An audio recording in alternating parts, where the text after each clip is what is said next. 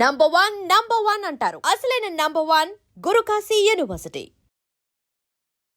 Menopause symptoms అందరికీ ఉండవు. 20% విమెన్లో ఉండొచ్చు. 80% women go through menopause without a problem. Fortunately in India ఎందుకో మరి వెస్టర్న్ కంట్రీస్లో ఎక్కువ చూస్తాం అది. మరి ఇండియన్ సినారియోలో తక్కువే మెనోపాజల్ సిమ్టమ్స్. అంటే ఈ హాట్ ఫ్లాషెస్, సడన్గా ముఖం ఆవిరి గమ్మినట్టు అవ్వటము, చెమటలు పట్టేయటము, అందరు పక్కన వాళ్ళు బాగానే ఉంటారు, మనకి ఫ్యాన్ ఏసీ పెంచండి, ఫ్యాన్ పెంచండి అంటుంటారు. అది మెనోపాజల్ సిమ్టమ్స్. కొన్నిసార్లు ఏంటంటే నీరసం, ఏ పని చేయాలనిపించకపోవటం, తోచకపోవటం.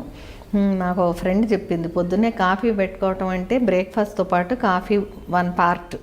ఇప్పుడు మెనోపాజ్ తర్వాత కాఫీ పెట్టాలంటే అబ్బా పొయ్యి మీద నీళ్లు పెట్టాలి, దాంట్లో డికాషన్ పోయాలి, ఇక్కడ పాలు కాయాలి, మళ్ళీ దాన్ని వడపోయాలి, పంచదార వేయాలి. అంత హెవీగా అనిపిస్తుంది వాడు. అంత చిన్న పని కూడా ఒక పనిని 5 పనులాగా అనుకోవటం జరుగుతుంది.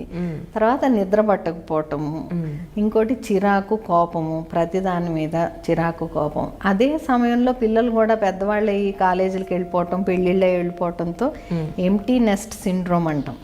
ఒక రకమైన డిప్రెషను, హస్బెండ్ టైంకి ఇంటికి రాకపోయినా, సరిగా ఆయన రోజు మాట్లాడకపోయినా, ఎవరన్నా వాళ్ళ అమ్మ వాళ్ళు ఫోన్ చేయకపోయినా, అన్నదమ్ములు మాట్లాడకపోయినా అన్నిటికీ దుఃఖం వచ్చేస్తుంది, నన్ను ఎవరు పట్టించుకోవట్లేదు.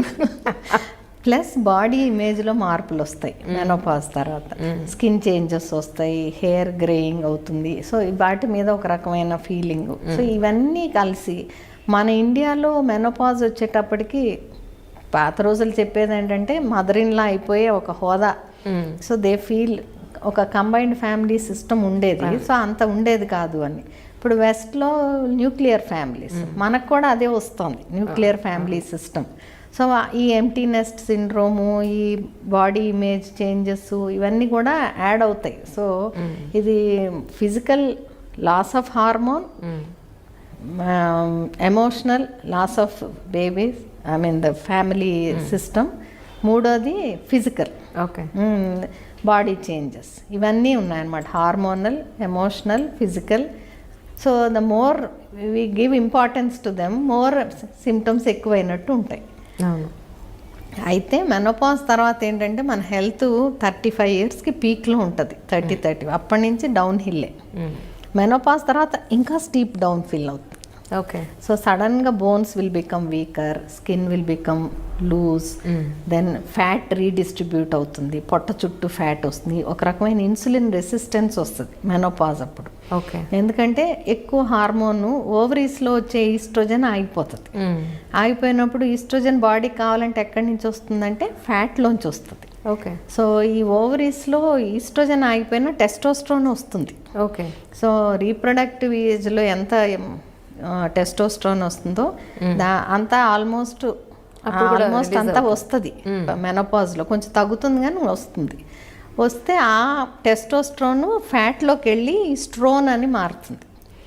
ఓవరీలో ప్రొడ్యూస్ అయ్యే ఈస్ట్రోజన్ ఏమో ఈస్ట్రడయాల్ అంటాం, అది కొంచెం పవర్ఫుల్ ఈస్ట్రోజన్. వెరస్ ఈ స్కిన్లో ఫ్యాట్లో తయారయ్యేది ఈస్ట్రోన్ అంటాం, అది less powerful, but it is estrogen. So menopause తర్వాత కొంచెం ఒళ్ళు వచ్చిన వాళ్ళు కొంచెం నేవళంగా ఉంటారు, ఎందుకంటే ఆ ఫ్యాట్లో ఈస్ట్రోజన్ వాళ్ళకి బాడీకి వస్తుంది. అదే సన్నగా పీలగా ఉన్నవాళ్ళు ఇంకా ముడతలు పడిపోయి ఇంకా ఏజ్డ్ కనపడతారు. బికాజ్ వాళ్ళు ఫ్యాట్లో ఫ్యాట్ లేదు, ఈస్ట్రోన్ కన్వర్షన్ తక్కువ ఉంటుంది. తర్వాత అబ్డోమెన్ చుట్టూ ఫ్యాట్ వస్తుంది, ఎందుకంటే అది ఇన్సులిన్ రెసిస్టెన్స్ పెంచితే ఆ ఇన్సులిన్ రెసిస్టెన్స్ వల్ల టెస్టోస్ట్రోన్ ఎక్కువ ప్రొడ్యూస్ అయ్యే అవకాశం ఉంది. సో ఇప్పుడు విమెన్ చాలా యాక్టివ్గా ఉంటున్నారు. మెనోపాజ్ తర్వాత కూడా యాక్టివ్గా ఉంటే they need more oestrogen. So they will produce little more testosterone, and if they are little fat they will produce oestrogen from there. So they won't have menopausal symptoms.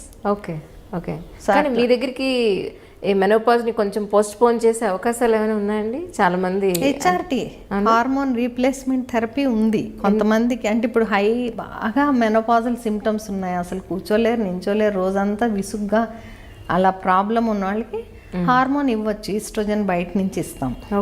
అయితే అది ఎన్నాళ్ళు ఇవ్వాలి, ఎలా ఇవ్వాలి, దానివల్ల పరిణామాలు ఏంటి అన్నది ఈ స్టడీస్ విమెన్స్ హెల్త్ స్టడీస్ అని అవన్నీ వచ్చాయి.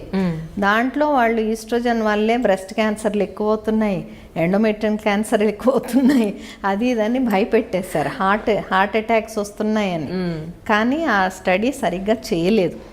నా ఉద్దేశంలో oestrogen is a elixir of life. Oestrogen ఉన్నంత వరకు స్త్రీకి యవనం వల్ల ఇట్స్ బికాస్ ఆఫ్ ఈస్ట్రోజన్. ఎప్పుడైతే అది పోయిందో మెనోపాజ్ వస్తుంది.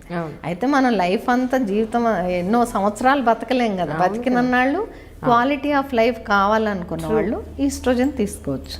అయితే యూట్రస్ ఉందనుకోండి, హిస్టెక్టమీ చేయలేదు, యూట్రస్ ఉన్నప్పుడు మనం ఈస్ట్రోజన్ ఇస్తూ పోతే ఆ ఎండోమెట్రియం థిక్ అయ్యి ఎండోమెట్రియల్ క్యాన్సర్ రావచ్చు. అది రాకుండా ప్రొజెస్ట్రాన్ కూడా ఇవ్వాల్సి వస్తుంది యూట్రస్ ఉన్న స్త్రీలకి. ఎప్పుడైతే ప్రొజెస్ట్రాన్ ఇస్తామో, progesterone is bad for the breast. So దానివల్ల బ్రెస్ట్ క్యాన్సర్ రావచ్చు. రైట్. సో యూట్రస్ తీసేసిన వాళ్ళకి అయితే ఒట్టి ఈస్ట్రోజన్ ఇచ్చినట్లయితే బ్రెస్ట్ క్యాన్సర్ రిస్క్ ఎక్కువ లేదు. ప్రొజెస్ట్రాన్ వల్ల కొలెస్ట్రాల్ కూడా పెరగచ్చు, పెరిగి దానివల్ల హార్ట్ ప్రాబ్లమ్స్ రావచ్చు.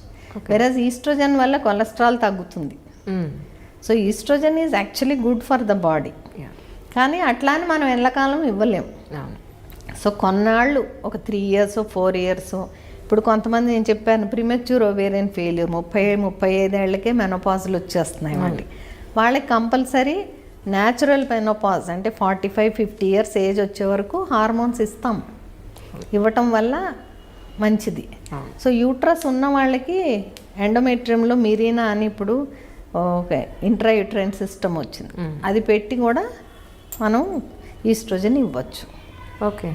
సో అంటే ఇండివిజువలైజ్ చేయాలి, ఇది కామన్గా అందరికీ ఇచ్చే ట్రీట్మెంట్ కాదు. వాళ్ళకు ఉన్న సమస్య, వాళ్ళకున్న వాళ్ళ వర్క్ ఒత్తిడి, పని ఒత్తిడి, వాళ్ళు ఎలా తట్టుకోగలుగుతున్నారో లేదో దాన్ని బట్టి, ప్లస్ ఆస్టియోపోరోసిస్ ఉందనుకోండి, వాళ్ళ ఇంట్లో హిప్ ఫ్రాక్చర్స్ అవుతున్నాయి, వంగిపోతున్నారు, స్పైన్ వంగిపోతుంది, ఇవన్నీ హిస్టరీ ఉన్న వాళ్ళకి estrogen is very good for bone health. వాళ్ళకి అదొక ట్రీట్మెంట్.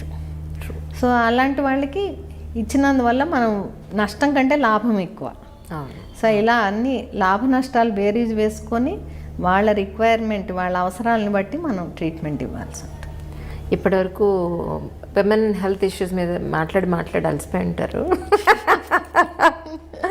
మీరు చాలా బాగా పాటలు పాడతారని విన్నాను ఈ మధ్య. ఇక్కడ వాడమంటారా బాబోయ్?